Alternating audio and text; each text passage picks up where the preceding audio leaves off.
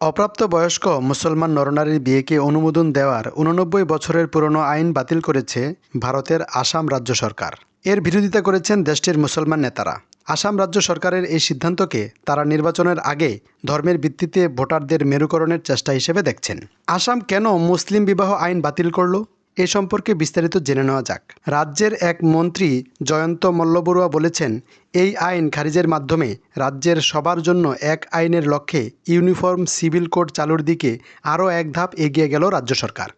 এতদিন সংশোধিত আইনে মুসলিম নিবন্ধকের রেজিস্টারের মাধ্যমে মুসলিম বিবাহ ও বিচ্ছেদের নিবন্ধন করা হতো। ১৯৩৫ সালের মুসলিম বিবাহ আইন বাতিলের ফলে মুসলিম বিবাহ ও বিচ্ছেদ নথিভুক্ত করতে এখন আর নিবন্ধক বা কাজীর প্রয়োজন হবে না।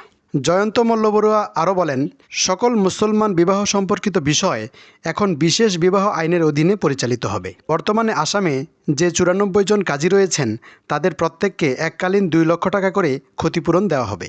অনেকেই এই আইনের বিরোধিতা করে বলেন, এর ফলে নির্দিষ্ট উপজাতি, জাতি ও ধর্মের মানুষের নিজস্ব সাংস্কৃতিক, বৈবাহিক এবং ব্যক্তিগত সম্পত্তি বণ্টনের স্বাধীনতায় হাত পড়বে।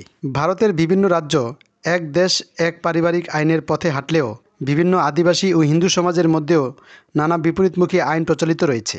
যেমন ভারতের আদিবাসীদের একটা বড় অংশ এখনও বহুগামিতা এবং বহুবিবাহে বিশ্বাসী।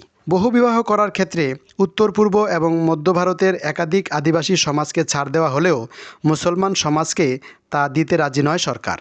আসামের বিধায়ক ও অল ইন্ডিয়া ইউনাইটেড ডেমোক্রেটিক ফ্রন্টের প্রধান বদরুদ্দিন আজমল গত শনিবার সাংবাদিকদের বলেন, সরকার মুসলমানদের উত্তেজিত করে তাদের ভোটারদের মেরুকরণ করতে চায়। মুসলমানরা এটা ঘটতে দেবে না। মুসলিম বিবাহ আইন বাতিল ইউসিসি প্রবর্তনের প্রথম পদক্ষেপ। এর ফলে আসামে বিজেপি সরকারের পতনের আশঙ্কা রয়েছে।